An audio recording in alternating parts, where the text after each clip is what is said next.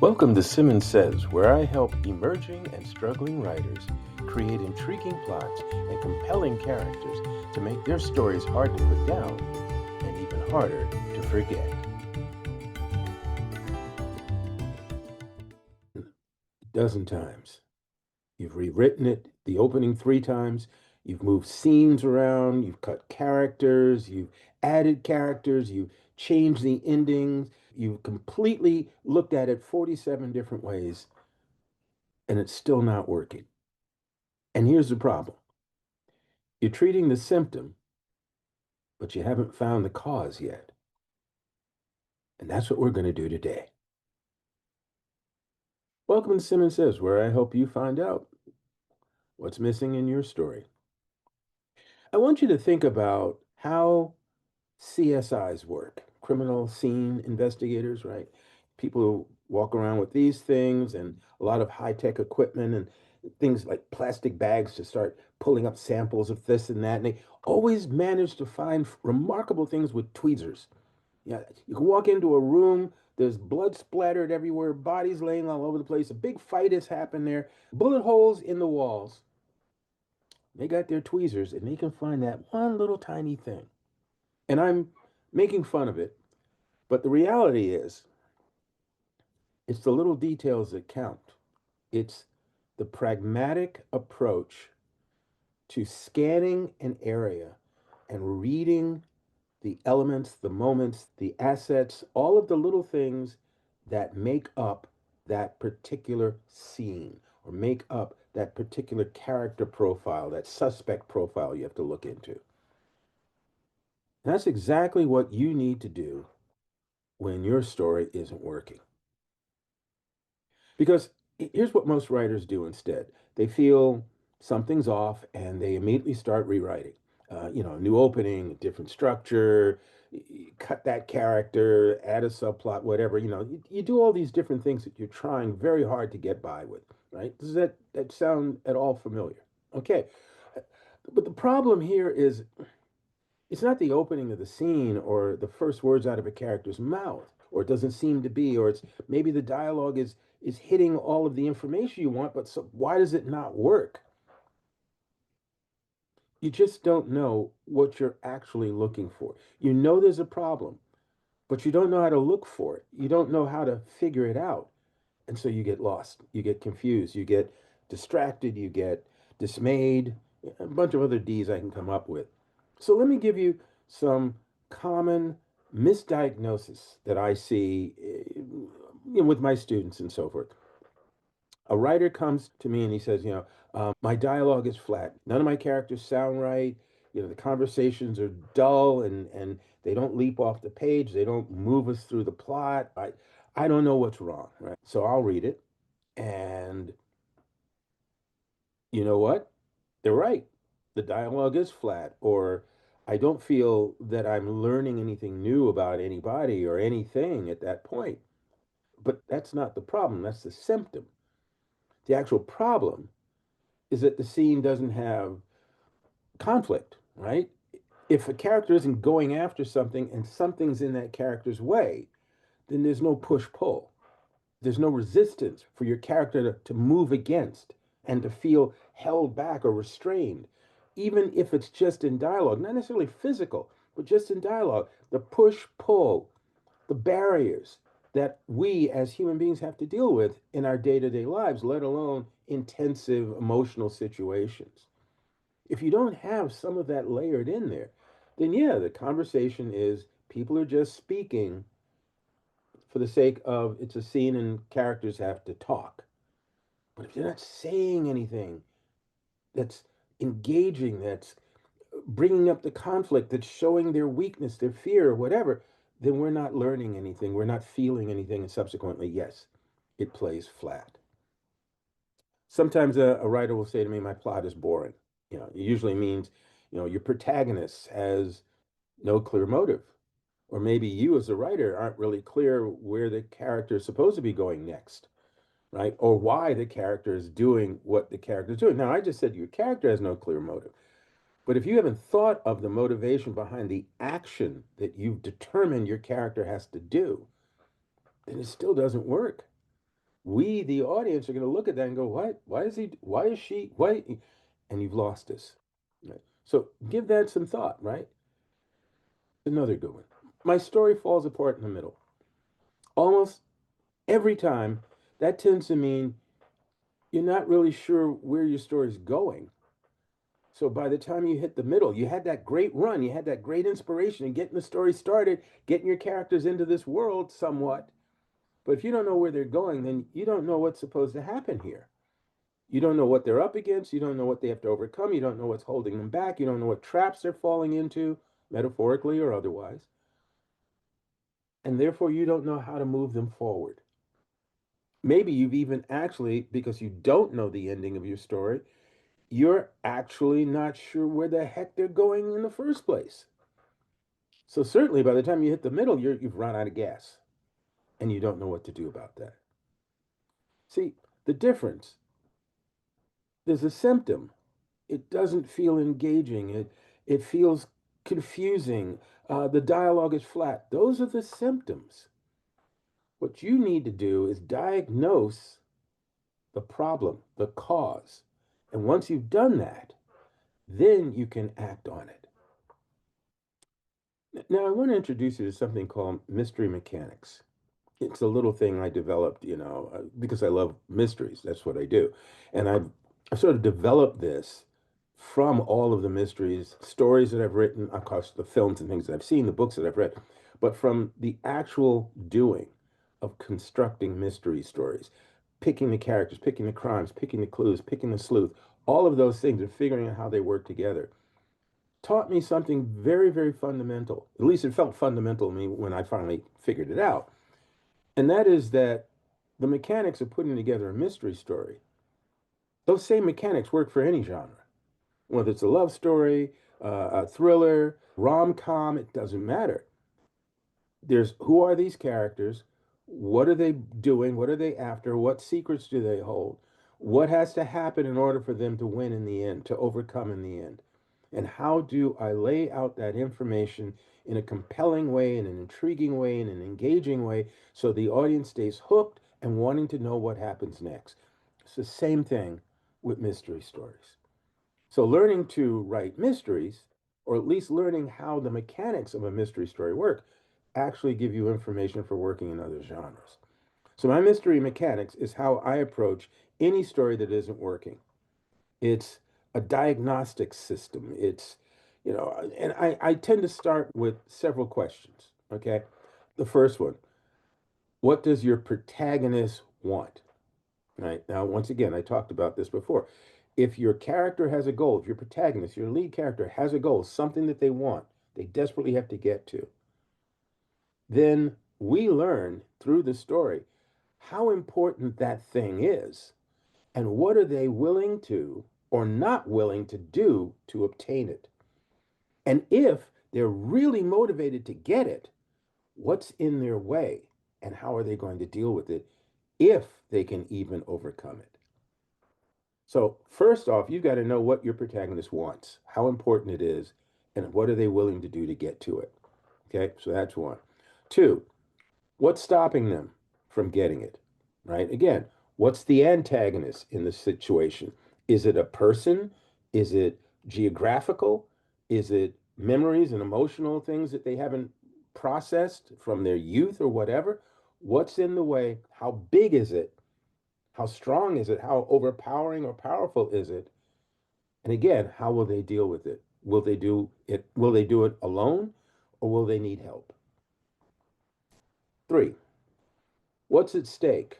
Okay, they want this other something. It's important that they get this something, whatever it is. It's important. They have to. There is some force in the way, internal or external. Okay, you got all that, right?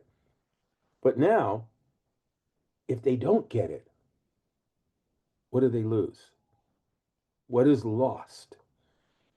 A relationship, a family fortune, their lives? What? Because once again, those are the stakes.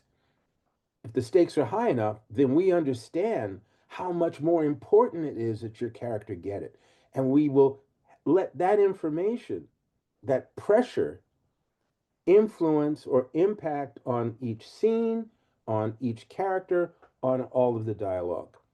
We will keep the story moving, understanding that as the tension gets tighter and tighter, moving towards the climax, we know what is at stake and we know what this character is going to have to go through to try and succeed. Remember, we don't know if they're going to. That's for you to decide as a storyteller. Will your character win or lose? And which is even more important. So the fourth question is, do you know how your story is going to end? Now, there are people who are what they call pantsers, and there are people who are planners. Planners kind of pretty much explains itself, right? You work things out, you got a plan, you're going to go for it. Pantsers, cute phrase, means they're writing by the seat of their pants. In other words, they have no idea what's beyond the next page or two or three. They're writing it and discovering it at the same time. And there are people who can do this. There actually are. That's not the majority of writers. There are a large number of writers who will try and do it that way because they just want to get to it. They want to get to the story. And I understand that enthusiasm, that passion. But the reality is, if writing by the seat of your pants, leaping into a story, especially if it's going to be a big one, and not knowing where you're going or not knowing anything and you're discovering it as you go, if that's not your strong suit, then you're going to find yourself about maybe a quarter of the way in, maybe a third of the way in. You're going to be lost and confused and frustrated, and you're going to quit because that's what a lot of people do. Or they wind up with this big mess and they feel frustrated and they really just start to feel bad about themselves and think maybe I'm not a writer and all this. When really, no, it's not that you're not a writer, it's that you don't have a plan. You needed a plan. Even if it's a bullet point plan, you needed a plan and you didn't want to acknowledge that. So knowing how your story ends, A, gives you something to shoot for, but it is not mandatory. That is the ending you wind up with.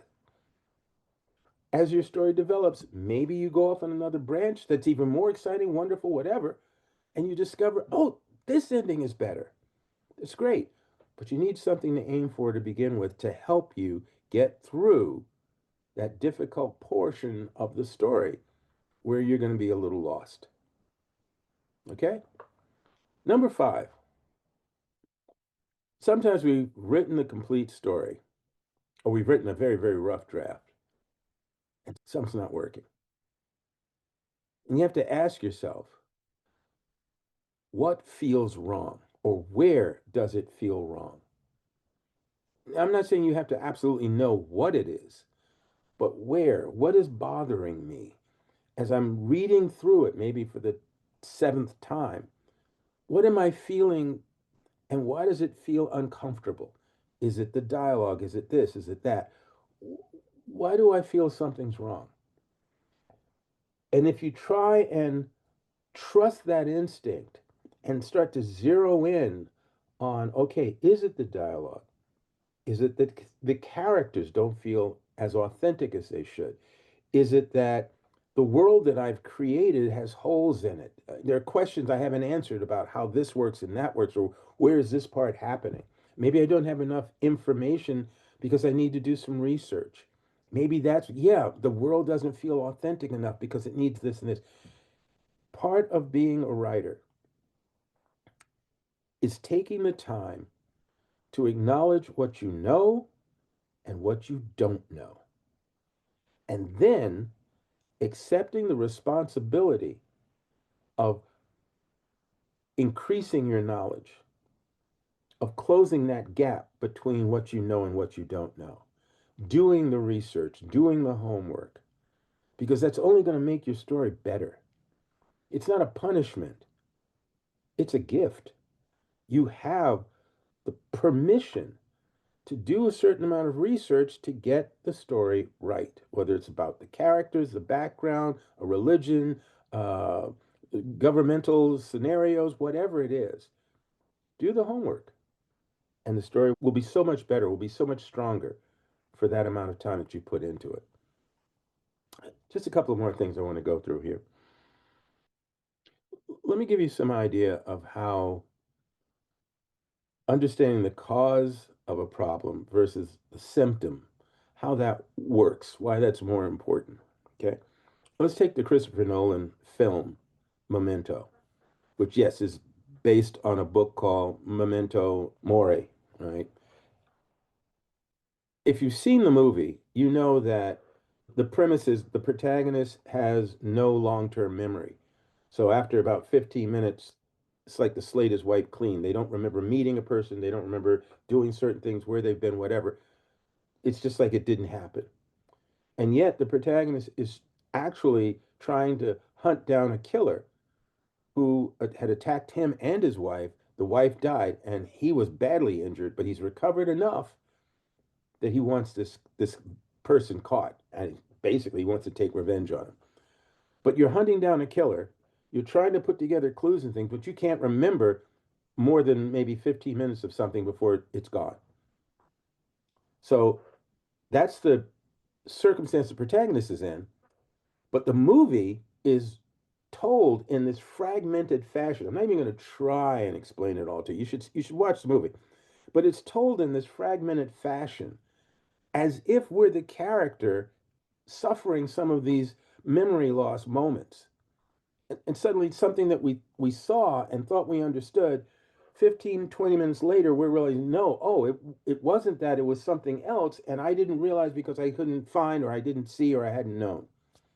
So the audience gets to ride with the character through this broken world, which is not the way the story was written in the book that his brother, Christopher Nolan's brother, wrote. That story was more linear, and there were several other differences. But Christopher Nolan wanted the audience to experience some of what the character was going through, how it felt to be that way. Now, this didn't mean that Christopher wrote the script fragmented. Not initially. He had to know how it began, how it ended, and a lot of the things that happened in between in sequence so that he could then break it.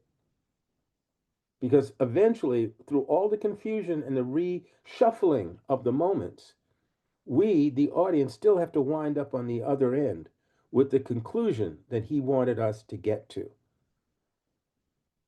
Understanding that if something doesn't feel right, I got to figure out why it doesn't feel right. If I'm going to break a structure and shift things around, I still have to know how the story actually worked in a linear fashion so that I know what I can move and still, by weaving properly, good storytelling, get the audience through the confusion, have them experience the confusion, but still come out exactly where I need them to be. Cause and effect. What you want to cause an audience to go through and have a particular effect, you have to be the captain of that ship. And you have to understand how to diagnose any problem you encounter with or without help. No, I'm not going to tell you have to do it all alone on infinitum forever. You can definitely get help, but you still have to make that effort. So let me talk very quickly about how this process works. So here's how you can put this into your work today, right? Don't rewrite anything yet. Before you touch a single scene of whatever it is you're working on, sit down with your story and run the 5 questions that I just gave you, and then write down the answers. Not just work it out in your head. Write it down on paper, or if you're going to do it on your laptop, fine. Try not to work on your phone. You need some space. You need to have some sense of breathing and being able to relax and maybe scratch out something. That's why, sometimes working with a pen and paper has its sense of freedom. Okay. You're not constricted. You're not curled up like this. Your body you can be in different positions while you're writing and thinking and mulling stuff over. Our physical being does affect our mental and emotional being. It's a little something on the side there for you. Take that in a cough drop and see me in the morning. All right. So then look at, take your answers, right? After you've answered these 5 questions, take your answers, look at where they're vague and unsure or in bits and pieces, or maybe you've left something blank. But look at that and push yourself further. You want answers, you want clarity, right? So the vagueness is a flag. If you don't know enough to answer the question, then that means you don't know enough to write the scene out, to get it from beginning to end. There's still some questions in your head you need to answer. Then ask yourself, okay, what am I frustrated with? What's the actual problem? Identify the problem, right? Not the symptom, the problem. And once you identify the problem, you then have really the information you need to begin working out a solution. And I'm going to tell you something. It's kind of funny. Sometimes we get in our own way. We have an answer somewhere in our head, but we don't trust it. We don't see it initially, or we hear it, but we blow it off. We don't trust it. And so sometimes you got to go through the process of, okay, I ran into the wall, it hurt my nose. Let me back up, rub the darn thing, put some ice on it, answer some questions, look at the answers, figure out what's vague, and then boom, that's it. I'll give you a for instance. This is a little bit longer session than normally. I'm going to give you a for instance. One of the classes I teach is screenwriting, and I had some students that were working on their film, short films, and one of them had set up a scenario that was giving her trouble for weeks. There was it was two characters, but a series of things these two characters had to go through that would lead to the ending that she wanted. And the ending and certain things leading up to it were giving her headaches, metaphorically, not literally, but she was really frustrated. She was very stressed because all of these things that were happening, all of the dialogue that she had worked on, all these things didn't get her to the ending the way it felt authentic or the way it felt comfortable. It didn't land the way she thought it should. And we, as a group, had talked through her script. We'd had readings of them, read them out loud. That's a good thing to do, by the way. Read them out loud. And she's getting feedback. And so after about 2 weeks of this, she's really stressed. And she expresses, okay, I did some work on it. Here's where I am. I'm still frustrated. The ending's still not ringing right, still not ringing right. And one of the other students says, I've listened to your various forms of this. I've listened to the different drafts of this. We've talked about this and everything. I've heard how you feel about your characters and what you're pushing for and what is you're trying to get the characters to do at this one moment that's going to make the ending land the way you want it to. And I have to ask you, why are you stuck on this ending? If the characters and everything else is giving you this much trouble, maybe that's not the right ending. And it was like a weight slipped off of this young girl's shoulders because that was the answer. The answer was the story had taken a different direction because the characters had developed, which she, as the writer, had made possible. In developing the characters more and becoming more authentic with the characters, more clear about who they are, that began to raise a question about would this character really do this thing? And it doesn't matter that your outline said this is the thing that's going to happen. The characters you've developed, which are authentic, you've done the work, are saying, I wouldn't do this. And that's when you discover, oh, yeah, that doesn't make sense. So what would the character do? And then you have your ending. You work out your, and that was a great moment. There was joy and celebration. The only thing missing was a band in the streets, right? Everybody went, oh my God, yes, that's right. Because that's what we do. What we do is we create something. I'm going to even use the word something new, even though, yes, maybe you've run into this kind of plot scenario before, but this is your story. It's a new story for you. And you, because of who you are and what you feel and what you've seen, you've created this thing in a way that it's your voice right now that we're hearing. And maybe your voice is going to tell this story differently than the 37 other people that did it. And so you don't need to answer it or end it the way they did. You need to be true to your story. You need to be true to yourself. So finding out why something doesn't work, is it the characters? Is it the dialogue? Is it the world? Whatever, helps you then fix it. And in fixing it, you wind up with a complete, authentic experience and a story that is yours and possibly showing us, as the audience, something we had never considered before.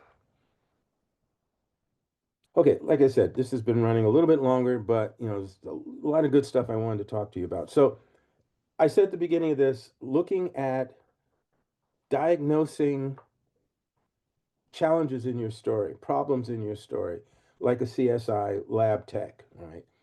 And using sort of mystery mechanics, the attitude of how to approach, even if it's, like I said, a rom-com, a drama, with no action adventure in it or whatever. If it's a serious tale, maybe even a little, what's the word I want? Avant-garde, whatever it is. Looking at how your story develops and how to identify problems and work through them can be done by you first approaching this. How does this make me feel? If it feels wrong, why? Ask that question as you keep exploring the story until you begin to get down to what the real problem is, and then you fix it. Now, that's your diagnostic framework. 5 questions, which I gave you earlier. Cause versus symptoms, right? Which is sort of a philosophy there. Trust the evidence your story is already giving you. If it's saying something's off, something's off. And it's your job to figure out what it is. Now, like I said, it's a longer episode, but I hope you'll find it was worth it.